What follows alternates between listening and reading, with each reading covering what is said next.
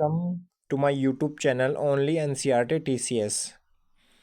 आई hope कि आप सभी मस्त होंगे और अपनी पढ़ाई अच्छे से कर रहे होंगे। तो दोस्तों, आज के इस सेशन में हम जीव विज्ञान से संबंधित जितने भी महत्वपूर्ण प्रश्न होंगे वो हम इसमें डिस्कस करने वाले हैं। तो फ्रेंड्स, ये सभी तरह के प्रतियोगिता परीक्षाओं में जैसे एसएससी हो गया, सीजीएल, सीएचएसएल या आईबीपीएस क्लर्क के लिए भारत से संबंधित बहुत सारे महत्वपूर्ण क्वेश्चंस यहाँ पर प्रश्नों का संग्रह हमने लिया है। ये प्रश्न आपके आगामी परीक्षा के लिए भी मोस्ट रहेंगे, जो कि आपके कहीं ना कहीं प्रीवियस में पूछे जा चुके हैं। ये क्वेश्चंस वो वाले भी हैं। तो फ्रेंड्स, अपना सेशन स्टार्ट करते हैं बिना देरी किए हुए। अगर आप हमारे यूट्यूब चैनल पर नए हो तो चैनल को प्लीज़ सब्सक्राइब करिए। अगर सेशन आपको अच्छा लग रहा है तो लाइक करिए, कमेंट्स करिए और शेयर ज़रूर करें। तो फ्रेंड्स, आज के जितने भी क्वेश्चंस होंगे, आपका टारगेट जितने का भी होगा आप कमेंट में ज़रूर लिखना। तो फ्रेंड्स, स्टार्ट करते हैं हम अपना सेशन। तो फ्रेंड्स, हमारे यहाँ पर पहला क्वेश्चन है, शरीर की सबसे बड़ी ग्रंथि कौन सी है? मानव शरीर की सबसे लार्जेस्ट ग्लैंड कौन सी है, आपसे ये क्वेश्चन में पूछ रहे हैं। ऑप्शन है यहाँ पर, ऑप्शन ए लार ग्रंथि, option B thyroid, option C यकृत या ऑप्शन डी आमाशय। यकृत को हम लीवर भी कह सकते हैं। लार ग्रंथि ये हमारे मानव शरीर में 3 जोड़ी पाई जाती है और आमाशय हमारा पेट। तो इसमें इसका सही आंसर होगा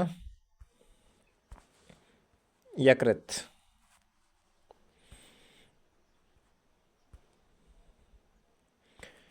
क्वेश्चन नंबर 2 हमारे यहाँ पर है, मनुष्य में मादा जनन अंग से किस हार्मोन का स्राव होता है? जो फीमेल होती है उसके रिप्रोडक्शन ऑर्गन से ऐसा कौन सा हार्मोन है जिसका सिक्रेशन होता है?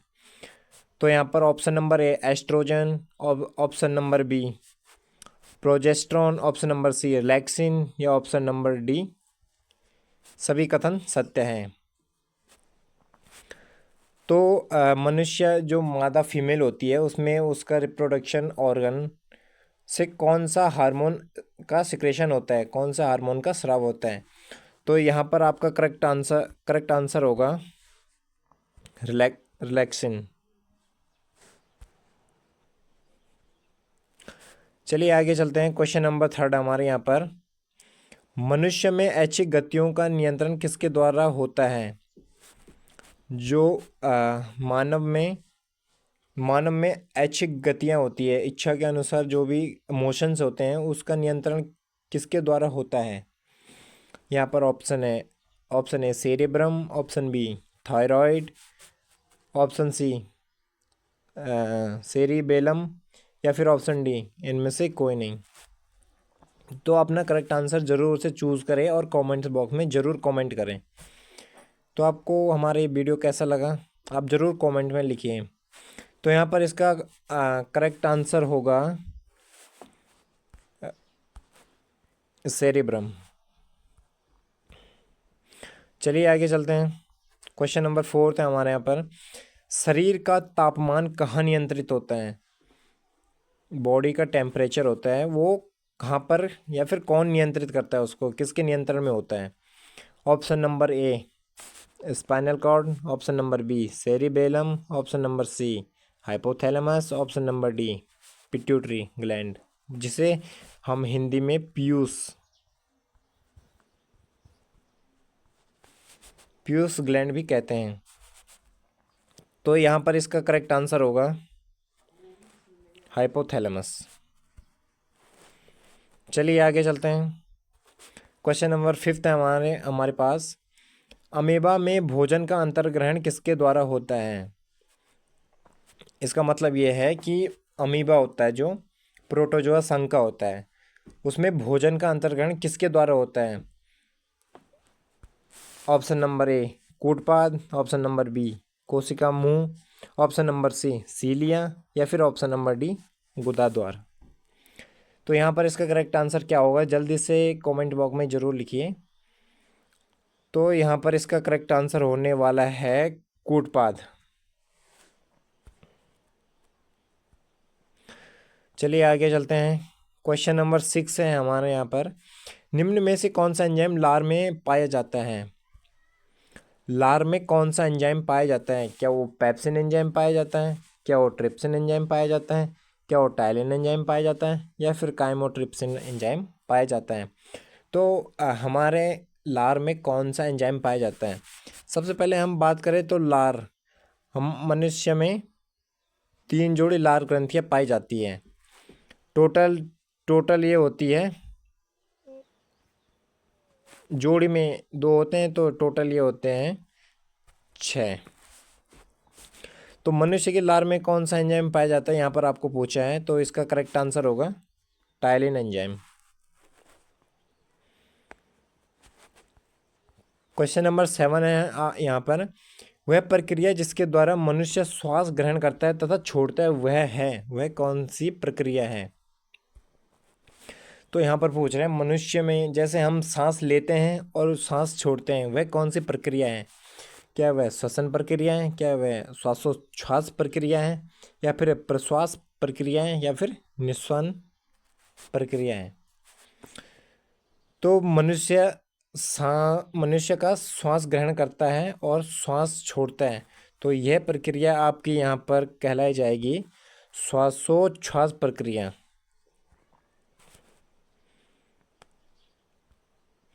क्वेश्चन नंबर 8 है आपके सामने, ऊर्जा के उत्पादन के लिए कोशिका प्राय किसका उपयोग करती है। ऑप्शन नंबर ए एमिनो अम्ल, option number B glucose, option number C वसा अम्ल, या फिर ऑप्शन नंबर डी सुक्रोज।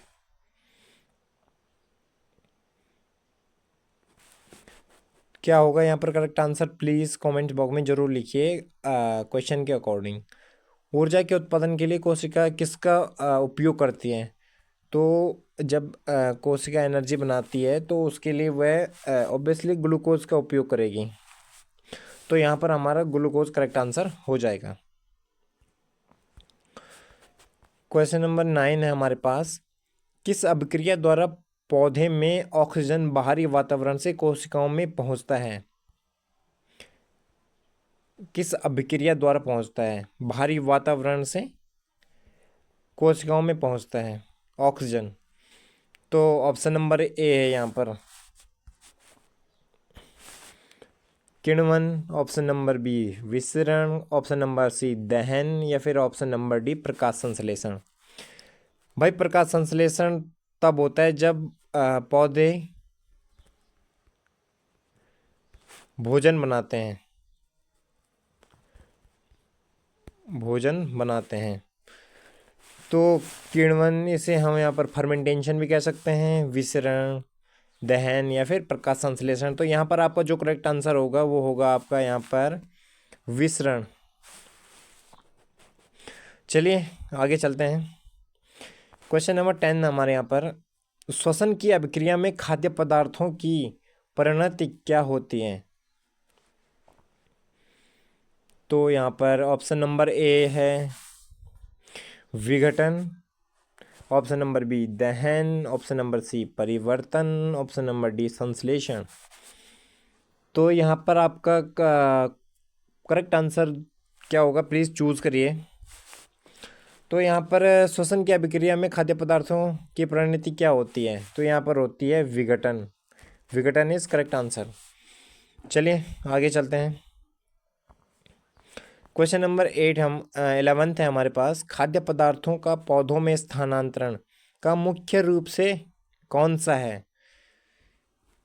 क्या वो ग्लूकोज है, क्या वो स्टार्च है, क्या वो सुक्रोज है, या फिर प्रोटीन है। तो यहाँ पर आपका क्या करेक्ट आंसर होगा, आप ज़रूर से कमेंट बॉक्स में ज़रूर लिखें। और यहाँ पर करेक्ट आंसर होगा आपका सुक्रोज। बिल्कुल, जिन्होंने भी सुक्रोज आंसर किया है उन सभी का सही है। क्वेश्चन नंबर 12 है हमारे पास, एक व्यक्ति मनुष्य का रक्तचाप होता है, एक स्वस्थ मनुष्य का, एक जो नॉर्मल मनुष्य होगा उसका रक्तचाप रक्तचाप को हम यहाँ पर बीपी कह सकते हैं। BP equal to blood pressure. तो इसका बीपी पूछ रहा है, क्या वो 90 पर 60 होगा या फिर 120 पर 80 होगा, या फिर 200 पर 130 होगा, या फिर 140 पर 160 होगा। तो यहाँ पर इसका करेक्ट आंसर होगा 120 पर 80। 120 से 80 mm ऑफ Hg। चलिए आगे चलते हैं। क्वेश्चन नंबर 13 है हमारे पास। मनुष्य के मस्तिष्क की सबसे बाहरी झिल्ली कौन सी है? मनुष्य के मस्तिष्क की सबसे बाहरी झिल्ली। तो सबसे बाहरी झिल्ली कौन सी है? Option number A pia mater, option number B mater, option number C dura mater, या option number D arachnoid.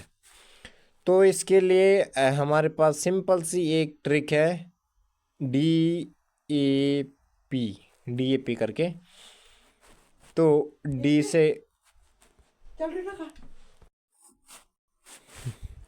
D से होगा हमारे यहाँ पर ड्यूरामीटर, जो कि सबसे बाहरी होगी।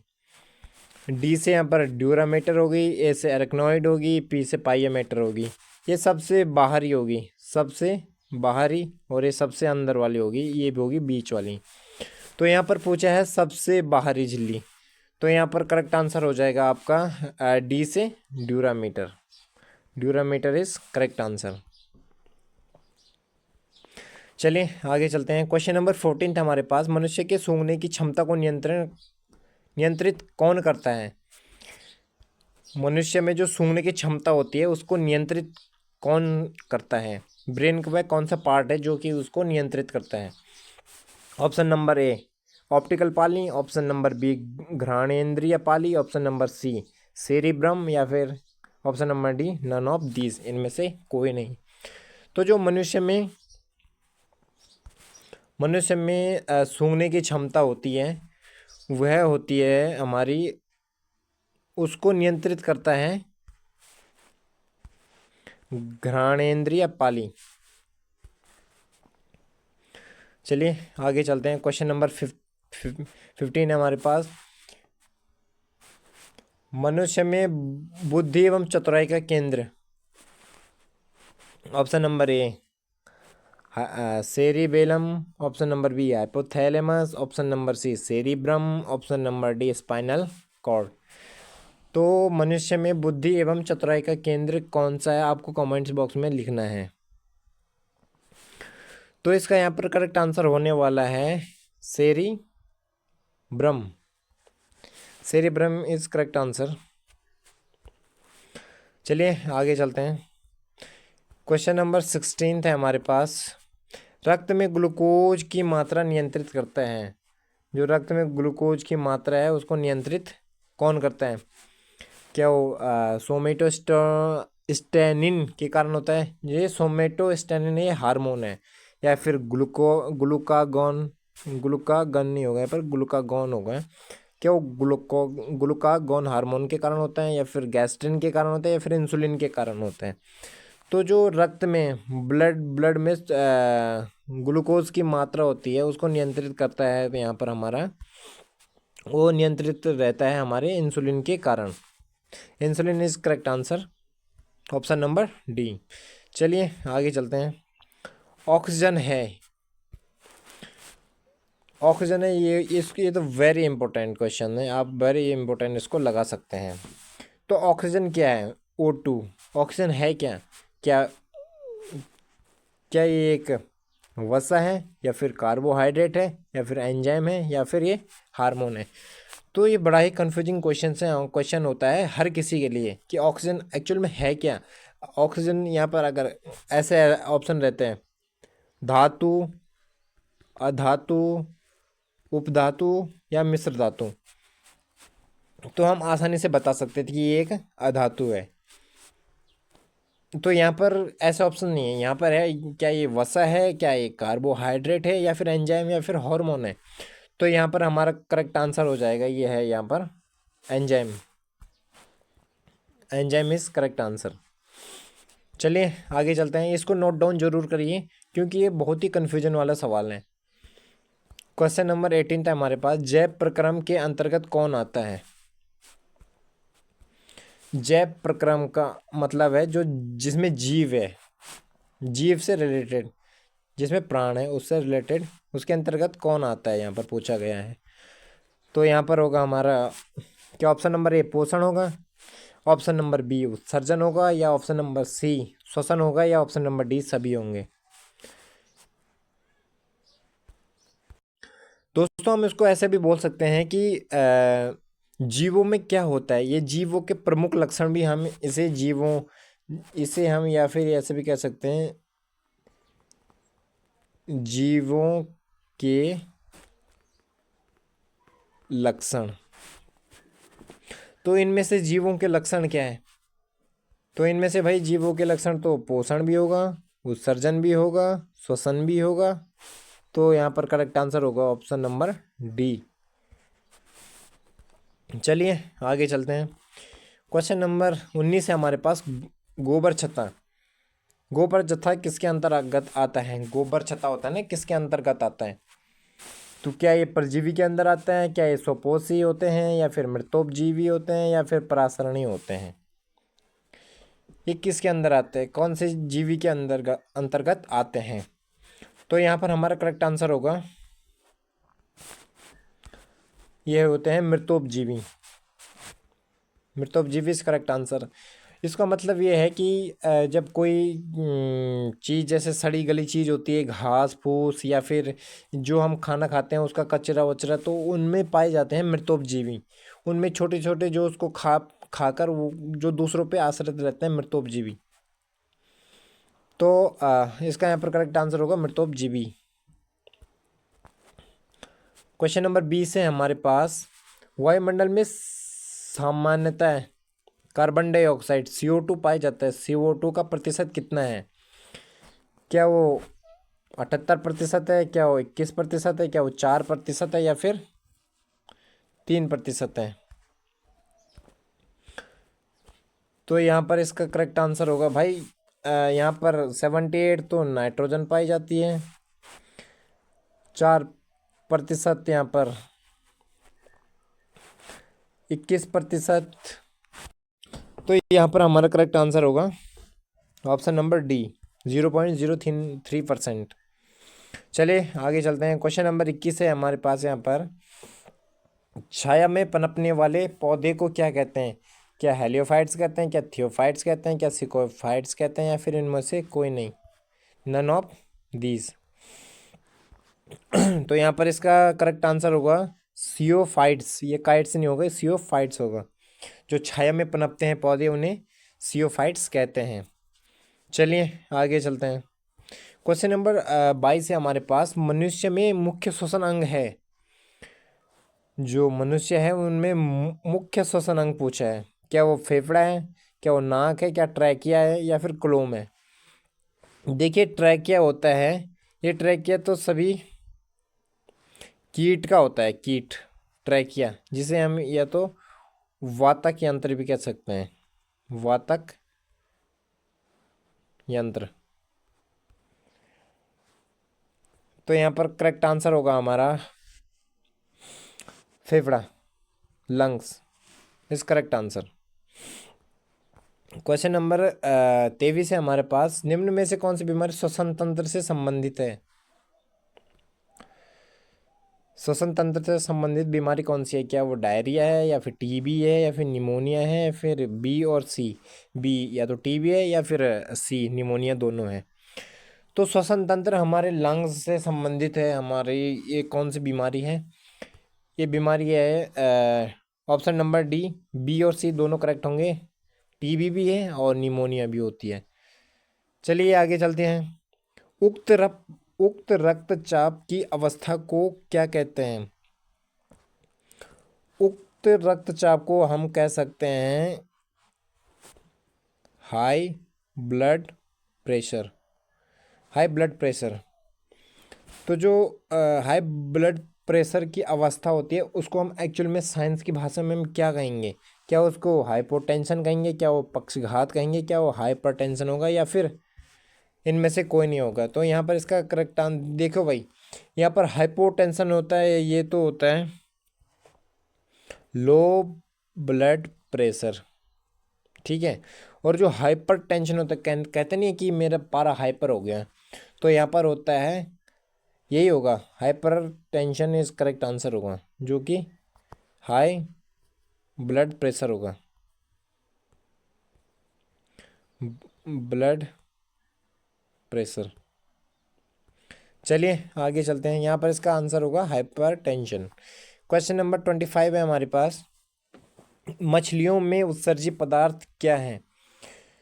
मछलियों में उत्सर्जित पदार्थ पूछा है, तो मछलियों में उत्सर्जित पदार्थ क्या होगा? क्या वो अमोनिया होगा, अमोनिया एसिड, अमीनो एसिड, या फिर यूरिक अम्ल होगा, या फिर यूरिया होगा, या फिर अमोनिया होगा? देखिए यूरिया का जो फॉर्मूला है वो हर बार पूछा जाता है, तो इसका इसका फॉर्मूला है यहाँ पर CONH2CO।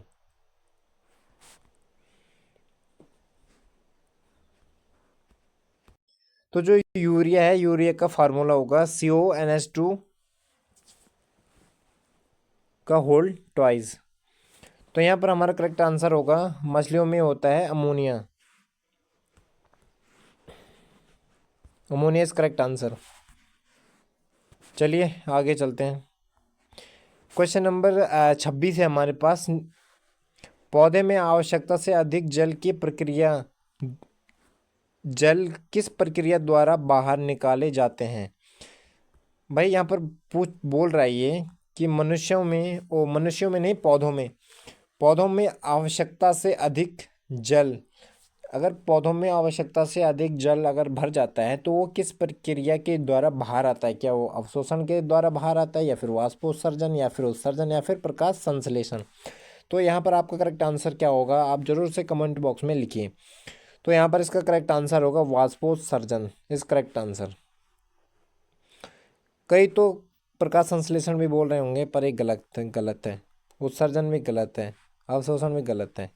चलिए आगे बढ़ते हैं, क्वेश्चन नंबर 27 है, निम्न में से किसे प्रकाश संश्लेषी अंगक कहते हैं? तो क्वेश्चन ऑप्शन नंबर ए हमारे पास पत्ती, ऑप्शन नंबर बी हरित लवक, option number D stomata, option number D जड़। स्टोमेटा होता है ये। तो यहाँ पर इसका करेक्ट आंसर क्या होगा, प्रकाश संश्लेषी अंगक पूछा है, तो संश्लेषी अंगक है हमारे यहाँ पर ऑर्गन पूछ रहे हैं ना, जो कि प्रकाश संश्लेषण करता है। तो प्रकाश संश्लेषण में कौन सा अंग है जो सहायक है? तो यहाँ पर मेन होगा पत्ती इज करेक्ट आंसर। चलिए आगे बढ़ते हैं, पौधों में गैसों का आदान प्रदान के लिए रहते हैं, जो पौधों में गैसों का आदान प्रदान होता है उसके लिए क्या जिम्मेदार होते हैं? क्या वो जड़ जिम्मेदार होते हैं, या फिर रंध्र, या फिर ऑप्शन नंबर सी टहनी, या फिर तना? तो यहाँ पर आपका करेक्ट आंसर होगा रंध्र, रंध्र is correct answer. Question number 39 है हमारे पास, फेफड़े का आकार होता है, जो हमारा लंग्स होता है उसका एक्चुअल में पैटर्न है क्या? तो ऑप्शन नंबर एक गोलाकार होता है, या फिर बेलनाकार होता है, फिर शंक्वाकार होता है, फिर अंडाकार होता है? तो जो हमारा लंग्स है, आपने देखा होगा कभी, हमारा लंग्स का जो पैटर्न होता है, जो आकार होता है, वो किसके भांति होते हैं? तो इसके यहाँ पर इसका करेक्ट आंसर हो जाएगा यहाँ पर शंक्वाकार। क्वेश्चन नंबर 30 और फाइनल क्वेश्चन होगा हमारे यहाँ पर, भोजन का पाचन किस प्रकार की अभिक्रिया है? जो भोजन का पाचन है वह किस प्रकार की अभिक्रिया है? क्या वह अभिक्रिया उपचयन है, या फिर संयोजन है, या फिर अपचयन है, या फिर विस्थापन है? कौन सी है? तो यहाँ पर इसका करेक्ट आंसर होगा उपचयन, उपचयन is correct answer, option number A. तो आपको आज का सेशन कैसा लगा प्लीज़ कमेंट्स बॉक्स में ज़रूर लिखिए। ये हमारा पहला वीडियो है, इसके बाद भी हमारे ऐसे हेल्पफुल वीडियो आते रहेंगे। और आप चैनल पे नए हो तो प्लीज़ सब्सक्राइब ज़रूर करें। अगर कोई मिस्टेक हुई होगी वीडियो में तो प्लीज़ कमेंट्स बॉक्स में ज़रूर लिखना। Thank you so much. जय हिंद, जय भारत।